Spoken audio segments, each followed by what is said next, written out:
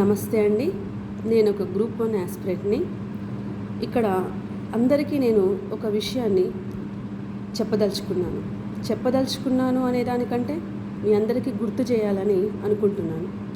Group 1లో 2 questions delete చేయడం జరిగింది. Okay, చేశారు. మరొక క్వశ్చన్కి 2 ఆన్సర్స్ ఇవ్వడం జరిగింది. అయితే మీరు ఏవైతే 2 క్వశ్చన్స్ ఇక్కడ డిలీట్ చేశారో నేను ప్రశ్నిస్తున్నాను సూటిగా కమిషన్ వారిని, అదేవిధంగా మన సీఎం అయినటువంటి రేవంత్ రెడ్డి సార్ని నేను ప్రశ్నిస్తున్నాను.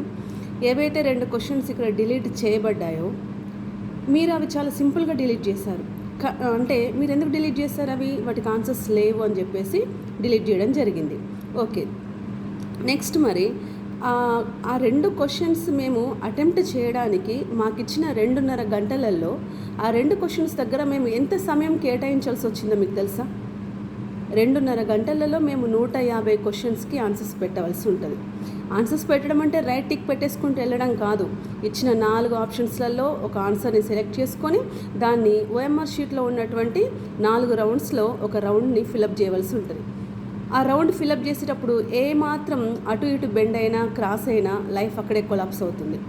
అలాంటిది అంత కష్టమైన పరిస్థితులలో మేము ఒక్కొక్క క్వశ్చన్ దగ్గర కొంత సమయాన్ని కేటాయించి ఆలోచించి ఆన్సర్స్ చేస్తే చివరికి వచ్చేసరికి తీరా మీరు 2 క్వశ్చన్స్ డిలీట్ చేశారు.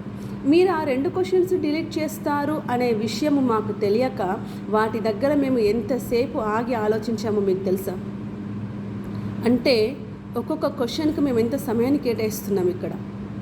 ఒకవేళ ఆ 2 క్వశ్చన్స్ మీరు డిలీట్ చేస్తారని మాకు ముందే తెలుసుంటే అసలు ఆ క్వశ్చన్స్ దగ్గర మేము ఆగకుండా దానికి వెచ్చించే సమయాన్ని వేరే క్వశ్చన్స్కి ఆన్సర్ చేయడానికి మేము ఆ సమయాన్ని కేటాయించే వాళ్ళం కదా.